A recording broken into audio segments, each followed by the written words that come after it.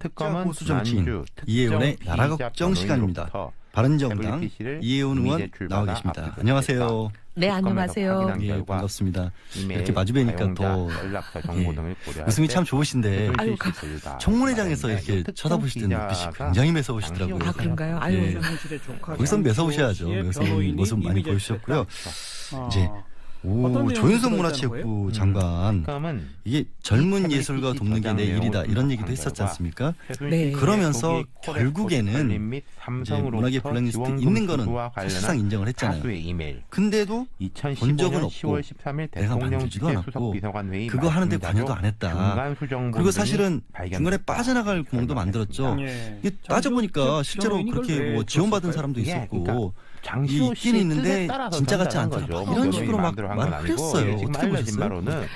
어제 이제 청문회가 월요일 날 있었고 어제 특검발 보도를 보면은 블랙리스트라는 게 사실 제거해야 될 사람 명단이잖아요. 근데 이게 문학에만 있었던 게 아니라 여러 분야에 다 있었다. 근데 이거를 어떻게 했냐면 각 수석실에서 나눠서 수석실마다 각자 자기 분야의 명단을 만들고 그렇죠. 이거를 정무수석실, 소위 이제 조윤선 정무수석이 있던 그 정무수석실이 이걸 통합 관리를 하고 서로 부서 간에 이제 수석실 간에 조율도 했다. 그러니까 이게 완전 컨트롤 타워였다. 이런 여러 가지 증거를 확보했다라는 보도가 나왔거든요. 그러니까 이게 이제 그동안 보면은 이제 조윤선 정무장관, 정무수석이라는 사람이 이 모든 일에 어떻게 보면은 컨트롤 타워였다.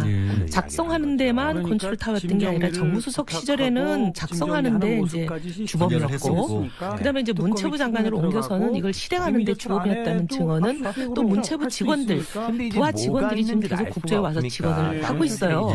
그리고 또 11월 초쯤 이게 문제가 되니까 파기해라. 증거를 인멸해라 라는 지시를 받았다는 증언들을 지금 문체부 직원들이 조윤선 장관 바로 부하 직원들이 와서 하고 있어요. 컴퓨터 하드디스크 바꿨다 그랬죠. 컴퓨터 하드디스크도 본인 것만 바꾼 게 아니라 직원들 것도 바꾸라고 지시를 했고 문건은 다 파기하라고 지시했는데 그중에 한 사람이 한 종류 여러 종류가 있었다는 거잖아요. 긴 거 짧은 거 막 있는 거잖아요. 요약본도 있고 또 취업돼야 되니까. 근데 이제 그거 중에서 한 종류를 파기하라는 지시를 어기고 파기하지 않고 들고 있으면서 조윤선 장관한테는 파기했다고 보고를 했다는 거잖아요. 그러면서 이제 들고 있던 거를 특검에 갖다 주는 바람에 이제 블랙리스트의 존재가 세상에 나오게 된 거죠. 공식적으로. 그러니까 여러 가지 증인, 증거, 증언 이런 걸 보면 특검발로 나오는 것도 그렇고 국조에 와서 하신 증언들도 그렇고 조윤선 장관 한 사람 빼고는 모두 다 인정하는데 본인만 지금 아니라고 그러고 있어요. 그래서 지금 장제원 의원이 그렇게 물어봤잖아요. 왕따셨냐고. 근데 이제 반어법이죠. 왕따일 리가 없는 사람이죠. 왜냐하면 이제 김기춘 실장과 조윤선 증인 두 사람이 지금 이제 어떻게 보면은 공모하여 상당히 중심 인물인 것으로 지금 의혹을 받고 있는데 김기춘 장관과 조윤선 증인의 관계는 뭐 아버지가 딸처럼 항상 붙어 다녔고 모든 일을 의논하고 완전히 긴밀하기가 그 누구도 따를 수 없는 정도였다고 알려져 있는데 왕따일 리는 없죠. 그래요. 근데 지금 조윤선 장관은 그런 입장이래요. 계속해서 청문회장에서 그렇지만 나는 아니다. 김기춘 전 비서실장도 있고 최순실이라는 사람도 있을지 모르지만 나는 그 사람들이 실세였지만 그냥 얼굴마담 정도였었고. 근데 지난 경선 때 이분이 불과 한 1년 전쯤에 선거에 나오셨잖아요. 선거에 나왔을 때 한 6개월간 선거를 치르는 그 기간 동안에는 모든 종편에 나와서 대통령과 자기가 얼마나 가까운지를 매번 얘기를 했거든요. 그 지금 영상들이 다 남아있고. 개인적으로 가깝다는 거고 권력적으로 가깝지 않아요. 권력이라는 거는요. 대통령과 얼마나 자주 보면 얼마나 가까운 거리에 있냐. 물리적인 거리가 권력의 거리입니다. 그건 뭐 망고불변의 진리 아니에요? 그런 얘기하는 동영상을 국조특위장에서 여러 의원들이 틀었어요. 그래서 청문회 그렇게 나오기를 싫어했군요. 그렇죠. 그날도 안 나오겠다고 못 나오는 사유서 냈잖아요. 네, 못 나오는 사유서를 냈습니다. 근데 그 사유서가 보면 제가 여태까지 거짓말했습니다 하는 고백이에요. 계속 그렇게 말씀하셔요, 의원님은. 어떤 왜 왜냐하면 읽어드리면 뭐라고 얘기를 했냐면은 이제 읽어드리면 굉장히 복잡한 얘기가 돼 있어요. 이제 만일 과거와 많이 들어가 있어서 뭐 굉장히 복잡한 얘기인데 이걸 요약해드리면 이번 청문회에 나와가지고 옛날에 했던 진술을 그대로 하면 위증죄에 걸리기 때문에 못 나오고 그렇죠. 과거에 했던 진술을 바꾸게 되면 옛날 진술이 위증이 되기 때문에 못 나온다 이렇게 쓴 거예요. 그리고 저도 그 얘기를 몇 번 읽어봤거든요.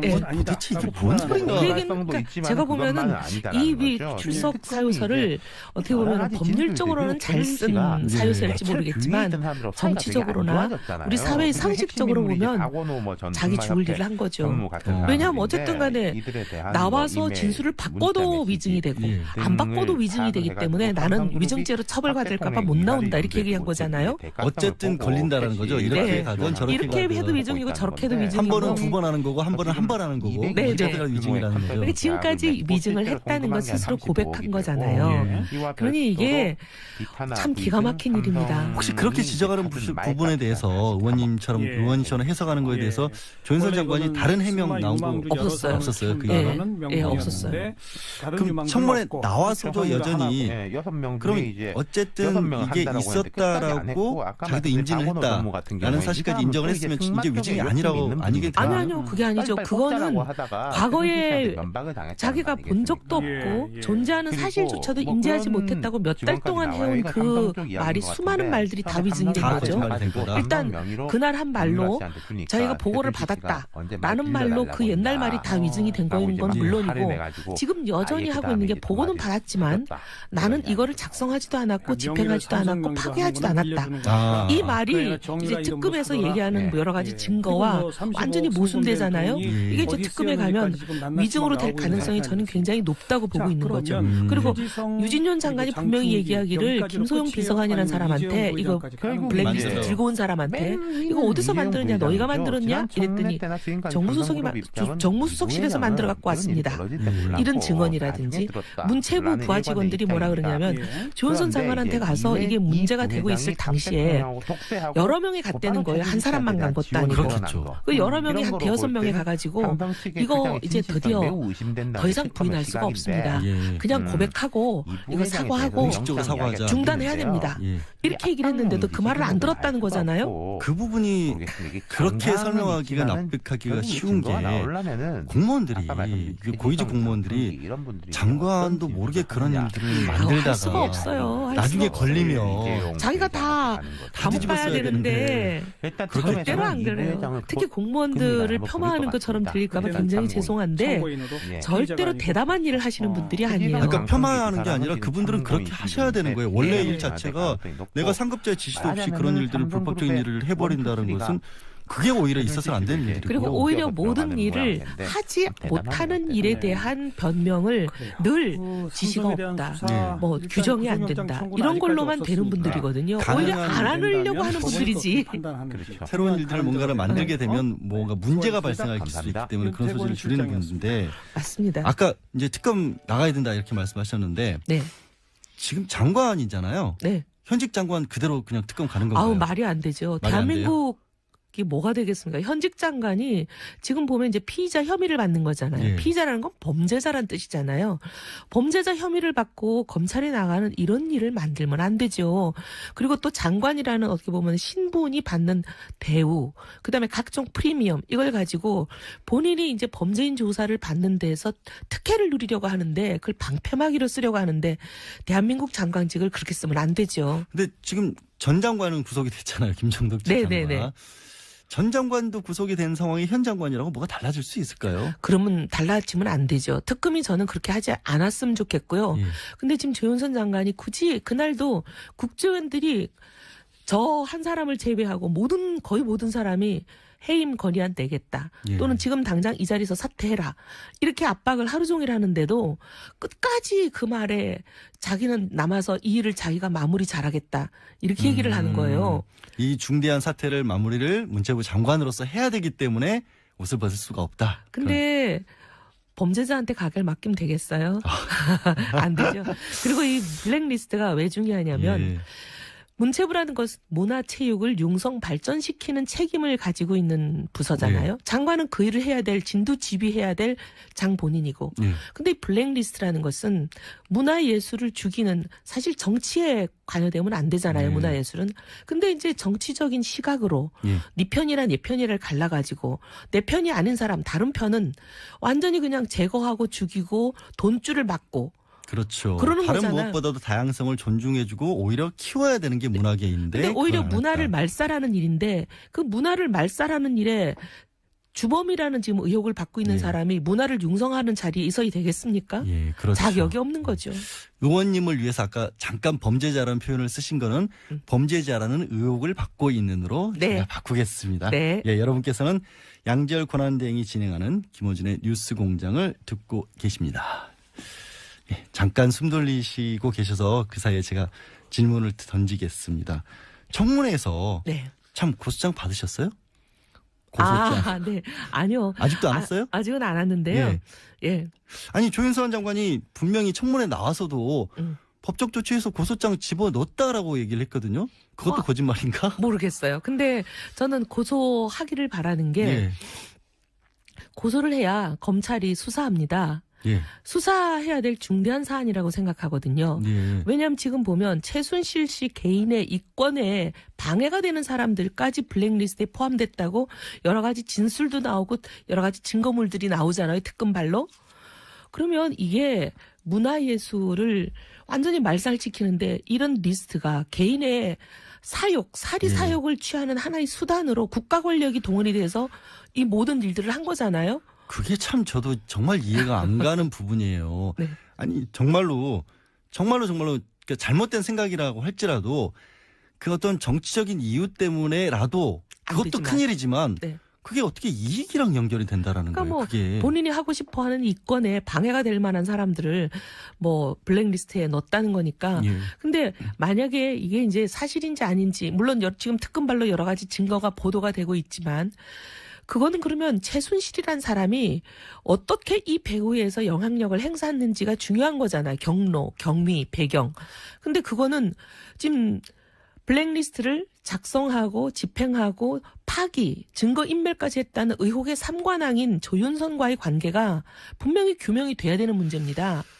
지금 그 부분은 이제 특검에서 수사를 할 거기 때문에 청문회에서는 따로 안 물어보신 거잖아요. 아니요. 청문회에서도 보면 다른 의원이 물어봤기 때문에 똑같은 질문을 반복해서 하면. 굳이? 왜냐하면 또 국민들이 이 아까운 시간에 똑같은 질문을 반복하냐고 화를 내실까 봐. 그래도 국민들은 이혜원 의원 입에서 말씀이 나오시기를 또 은근히 기대하시는 분들도 계셨던 것 같은데. 근데 이래요. 제가 십몇 년을 정치를 하면서 수많은 남성 정치인들의 잘못된 부분에 대해서 문제 제기를 십몇 년 동안 했을 때는 아무도 얘기 안 하다가 여성 정치인에 대해서 딱 한마디 십몇 년 만에 한 번 했는데 여자의 적은 여자다, 왜 여자가 여자를 공격하냐, 온갖 언론이 시끄러워요. 그래서 제가 이 참 여성에 대한 시각에 아직까지 우리는 편견을 갖고 있구나. 그런 생각이 들어요. 제가 부끄러워집니다. 아닙니다. 질문을 던진 제가 잘못한 것 같은. 아닙니다. 근데 그 블랙리스트 오늘 언론 보도에 또 나오면 고영태 씨가 이 장애인 연극단체 지원과 관련해서 이 부분도 블랙리스트에 들어갔기 때문에 지원도 끊어야 된다, 이런 얘기를 또 최순실 씨한테 보고를 했다라는 거예요. 지금 보면 이 블랙리스트를 상당히 이제 컨트롤 타워처럼 유지 관리를 했다고 알려진 최철이라는 문체부 장관의 장관정책보좌관이라는 이 직함을 가진 사람이 있잖아요. 이 사람이 어떻게 보면 이제 장관의 지시를 받아서 실질적으로 이 블랙리스트를 관리하고 집행하는 일종의 실무 직원 비슷한데 이 사람이 고영태 씨랑 굉장히 가까운 사람이고, 고영태 씨의 핸드폰, 고영태 씨와 통화한 이 블랙리스트 관련해서 서로 얘기를 하는 연락하는 내역이 담겨 있는 핸드폰을 지금 압수했다는 거잖아요, 특검이. 그래서 그 핸드폰 내역에서 블랙리스트 관련해서 고영태 씨랑 이 장관의 정책보좌관이랑 서로 의논하고 얘기하는 부분을 증거로 확보했다는 거잖아요. 그럼 결국에는 그 얘기는 또 조윤선 장관과 최순실의 관계로 굉장히 중요한 거죠. 그래서 이게 규명이 돼야 된다는 거예요, 저는 처음부터. 근데 이제 조 증인은 보면 블랙리스트에 대해서도 존재 자체도 알지 못했다라고 몇 달을 버티다가 드디어 우리 이용주 의원님의 17번의 8단 고음의 고성 때문에 이제 드디어 그걸 이제 진술을 뒤집었잖아요. 근데 최순실에 대해서도 똑같이 뭐라 그러냐면 본 적도 없고 얘기해 본 적도 없다고 지금 계속. 이 부분은 안 바꿨어요, 절대로. 근데 이 부분은 이제 그렇게 17번이나 물어보는 팔당 고음이 없었기 때문인지. 아니, 그거라도 좀 이렇게 한번 이렇게 계속 그날은 이제 블랙리스트가 초점이었으니까. 아무래도 가장 중요한 이슈였기 때문에. 블랙리스트에 다 집중이 돼 있었죠. 예. 그래서 이 최순실과의 관계는 특검이 밝혀주기를 간절히 바라고 있습니다. 예. 그래야 이 블랙리스트에 대한 의혹이 완전히 밝혀지는 거지. 이 부분을 빼고 가면 의혹의 완전 해소는 어려울 것 같아요. 그 특검으로 계속 가야 한다라고만 말씀을 하셨는데 사실 국조특위에서는 청문회도 더 해야 한다고 의결을 했잖아요. 그럼요. 그러니까 그거는 최순실 관련해서는 청문회에서 다시 한번 또 왜냐하면 지금 말씀하신 것처럼 최순실 씨가 블랙리스트에도 관여를 했고 그럼 결국에는 조윤선 장관도 연결돼 있고 그러면 이 부분에 대해서 한번 최순실 씨 안 나오려나? 어쨌든 최순실 씨는 안 나오겠지만 예. 또 예를 들면 이제 최순실과 조윤선 간의 관계를 예를 들면 알고 있다거나 예. 또 뭐 짐작을 한다거나 하는 여러 가지 이제 증인들을 불러서 할 수도 있죠. 예. 뿐만이 아니라 지금 블랙리스트라는 거는 솔직히 처음에는 우리가 이 최순실 국정농단 사건의 하나의 부분인 줄 모르고 국조를 시작했어요. 그렇습니다. 사실 특검에서도 그 부분은 처음에 몰랐죠. 검찰도 몰라서 예. 이 수사를 본격적으로 안 했잖아요. 예. 근데 이제 국조가 거의 끝나갈 무렵에 이게 이제 인지되기 시작했어요. 이게 굉장히 중요한 축이구나. 그리고 어떻게 보면 이게 여러 가지 지금 정황들, 증거들이 사실로 인정되기만 하면 대통령 탄핵 사유 중에 굉장히 중요한 사유가 될 수 있는 거죠. 이거 하나만 가지고도 엄청난 일이지 않습니까? 그럼요. 게다가 그 무슨 국정원까지 개입했다는 얘기도 나오고 있고 그럼 어디까지 커질지를 모르는 상황이에요. 그런 의미에서 그러면 저기 원내대표들끼리 합의해 줄까요? 이거? 이게 너무 답답한 게 그래서 저희가 계속 요구를 하는데 이 교섭단체 합의가 없으면 안 교섭단체라는 게 이제 아시지만 뭐 새누리당, 저희당, 민주당, 예. 그다음에 국민의당 이렇게 4개잖아요. 국회 안에. 국회는 이런 옛날부터 말이 있습니다. 국회법이라는 게 교섭단체끼리 합의를 해야 안건을 상정하고 예. 표결에도 붙이고 할 수 있거든요. 그래서 교섭단체 간에 합의가 있으면 남자를 여자로도 만들 수 있다. 근데 합의가 없으면 여자가 여자라는 것도 확인을 못 해준다. 이게 이제 국회라는 데예요. 예. 새누리당이 지속적으로 이걸 반대하고 있기 때문에 나머지 당이 전부 다 강력하게 희망하고 요구하고 계속 압박을 하는데도 새누리당이 지금까지 계속 버티고 있기 때문에 지금 안 되고 있어요. 새누리당은 지금 상황에서는 인정을 해주고 다른 것도 아니고 국정조사 특위하자는 거고 같이 일하셨던 분들이 지금 바른정당으로도 나와서 하는 거고 또 어떻게 보면 연관성을 끊기 위해서라도 자신들의 명예회복을 위해서라도 여기는 협조를 해야 하는 게 맞지 않나요? 그게 상식이죠. 예. 근데 이제 국정조사, 지금 이제 끝나가는 이 국정조사가 시작될 때도 이 국정조사를 어떻게 보면 좀 무산시키려는 의도가 있어 보인다. 이런 행동들이 예. 많았어요. 근데 그건 이제 일부 의원에 국한된 거. 근데 그게 간사고 간사는 지도부가 정하는 사람이거든요. 근데 그 간사가 본인이 마치 그런 미션을 띄고 온 것처럼 행동한 부분이 많기 때문에 이거는 개인의 스탠스라고 보기는 입장이라고 보기는 어려워요. 그래서 근데 임명진 위원장이 처음 오자마자 한 게 지금 그 간사를 윤리 회부하겠다고 하면서 빼야 된다 이렇게 했던 간사 한 사람만이 아니에요. 간사 한 사람 아니에요? 또 있어요 그러면? 아니 위증 의혹 받고 있는 사람이 세 사람이 있었잖아요. 예. 근데 그 세 사람이 새누리당 의원 전부고 그 세 사람 빼고 나면 다른 새누리당 의원이 지금 국조 안에 없어요. 그렇네요. 네. 생각해보니까. 네. 새누리당 의원 전체가 그럼 의심을 받고 있는 건데 네, 사실은 네, 그렇게 네. 의혹을 제기를 하신 네. 거잖아요. 그러니까 위증 의혹이 이제 만약에 사실이라면 어쨌든 그 의혹 자체 이제 의혹의 단계이니까 그 의혹을 받고 있는 세 사람을 제외하면 새누리당 의원이 없습니다. 국정조사위원으로는. 지금은 결과적으로 그렇게 된 거잖아요. 그러니까 예전에는 저희 바른정당 사람들이 다 나와버렸기 때문에. 허영철 의원, 장제원 의원, 이혜원 의원님, 하태경 의원님 다 바른정당이 돼버렸네요. 네네. 그 생각을 제가 생각이 짧았습니다. 네. 야, 근데 지금 어제 이제 답변서 나왔죠. 그거 보셨죠? 세월호 7시간 관련해서. 네. 어떻게 생각하세요? 다들 가슴이 답답했습니다. 아니 너무 다들 국민들이 황당해하고 이게 안 된다는 건 맞는데 혹시 의원님 보시기에 남들과 좀 다르게 이건 말도 안 된다라는 그런 거 좀 있었을까요? 아니 너무 여러 가지인데 다 사람 생각은 비슷하죠. 예. 지금 우리가 가장 관심을 갖는 게 도대체 세월호 사건을 최초로 안 게 언제냐? 네. 그다음에 배가 침몰해서 학생들이 지금 생명이 구하기가 어렵게 되는 상황이다. 이거를 최초로 인지한 시점이 언제냐. 이게 제일 중요한 거잖아요. 그렇습니다. 그리고 그 시점 사이에 대통령이 도대체 무슨 일을 하고 있었냐. 근데 그 세 가지가 다 없어요. 달라진 게 하나도 없죠. 하나도 없어요. 그냥 뭐 여태까지 청와대가 계속 얘기했던 뭐 보고를 서면 보고를 몇 번을 받았다는데 문제는 더 기가 막힌 건 그 서면 보고를 받은 시각과 횟수도 여태까지 청와대가 공개적으로 발표했던 거랑 또 틀려요. 예. 지금까지는 보면 계속 일관되게 주장하는 게 오전에 6번 받았다 서면 보고. 그렇죠. 근데 지금 7번이 됐고요. 그다음에 분명히 윤전추 행정관이 얼마 전에 헌재에 가서는 오전에 한 번밖에 없었다 다 넣고 아주 자신 있게 여러 번 얘기했거든요. 그러니까 이게 윤전추는 하루 종일 관저에 있었고 대통령 옆에 있었던 사람이고 대통령께 서면 보고가 전달되려면 윤전추를 통해서만 되게 돼 있는 거잖아요. 아, 근데 저는 이 부분이 정말 이해가 안 가는 게 변호사들이 기본적으로 하는 게 이거 5일이나 미뤄가면서 나오는 거죠. 원래 5일날 얘기를 했다 어제 낸 거니까. 그런 아주 기본적인 사실관계들을 팩트 같은 거 청와대에서 홈페이지에 올려놓은 거 이런 거랑도 비교를 해가면서. 그러니까 기가 막혀요. 이건 뭐 초등생도 아니고 초등생들이 이게 화내겠어요. 이게 왜 틀리는지 왜 그 진실이 아닐 가능성 때문에 그렇죠. 왜냐하면 진실을 얘기하면 초등학생이 그냥 답변서를 작성해도 사실과 쉽죠. 부합합니다. 예. 근데 진실이 아니면 뭐 박사 아니라 노벨상을 받은 사람을 데리고 와서 작성을 해도 어딘가 허점이 나오고 틀리게 돼 있는 거죠. 아직까지도 뭔가 감추고 있는 부분들이 있기 때문에 계속해서 그렇죠. 틀린다. 그리고 분명히 윤전추 행정관의 진술에 의하면 안봉근도 점심 먹으러 나갔고 예. 본인도 없었다는 그 12시에서 2시 사이 아무도 없었거든요. 근데 그 사이에 지금 서면 보고가 6번인가 5번인가 올라간 걸로 돼 있어요. 보고만 올라갔고 뭘 했는지는 또 안 나와요. 근데 보고를 전달할 사람이 없는데 어떻게 보고가 전달됐다는 거예요? 이해가 안 되는 거고 기가 막힌 거는 예. 우리가 지금 온 국민이 원하는 거는 여태까지 청와대가 몇 분의 보고를 받았다 이런 건 다 얘기를 했으니 예. 지금 틀린 것도 어이가 없지만 진짜 국민들이 원하는 건 그 시간에 도대체 대통령이 뭐 하고 계셨냐잖아요. 그거를 못 알아먹는 것 같아요.